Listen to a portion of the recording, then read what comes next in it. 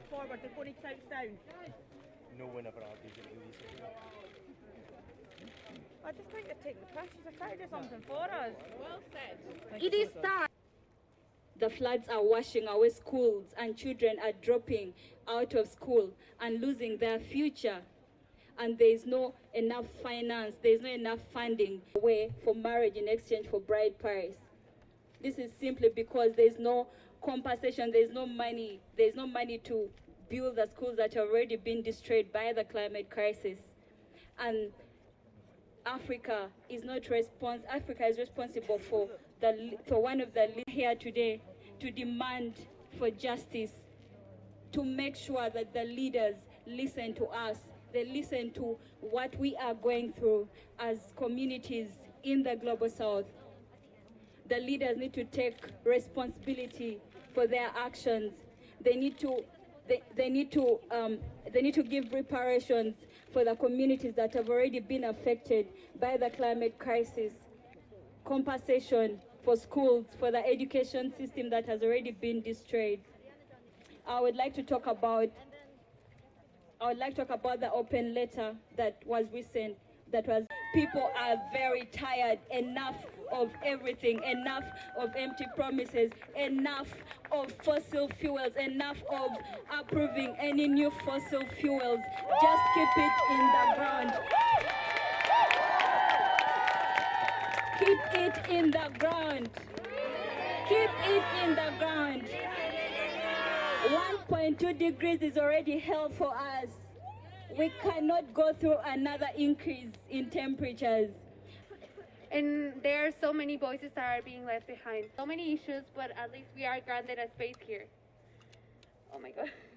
This is being excluded from the COP, and the CEOs of banks are here. Where are these people on the planet? Samir Flores, Homero Gomez, and other activists from Mexico will have liked to be granted to pay a millionary external debt to the most responsible countries for the climate crisis. People who are suffering and who will suffer the consequences. What happened at this COP, we will make history, because the solution to the climate crisis is not there, because the hope is not there, because the hope is here, the hope is in the movement. And it's time to let action speak louder than words.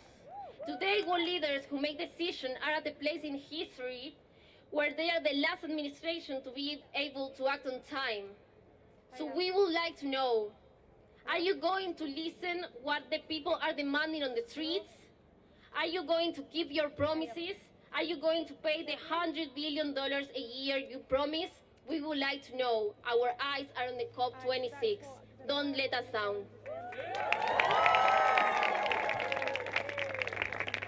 Climate debt in the sense that the global north pays the global south. It is also in the sense that the power and social power, if we get out of the logics of the system, of the hyper-monetary logic, the colonization for the south.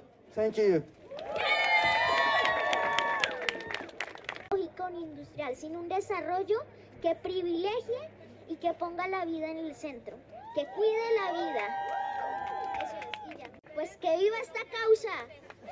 Gracias a todos.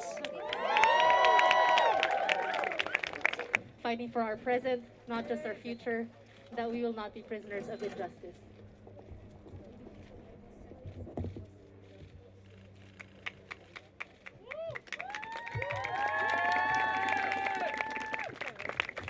Okay, we will now take questions from the press. If you have any, please raise your hand and today. Thank you. Thank you. So we have amazing speakers. Does anyone have any questions? For 50%. So it's time to talk about what countries in the global south need climate finance. We're in the global south. Funding for adaptation is part of our survival. For example, doing that change. In Argentina, there are movements that are building that change, that the movement of the excluded workers, waste pickers, who are the ones who save us from not most affected people and communities, are not just passive victims. They are essential in finding real solutions to the climate emergency. But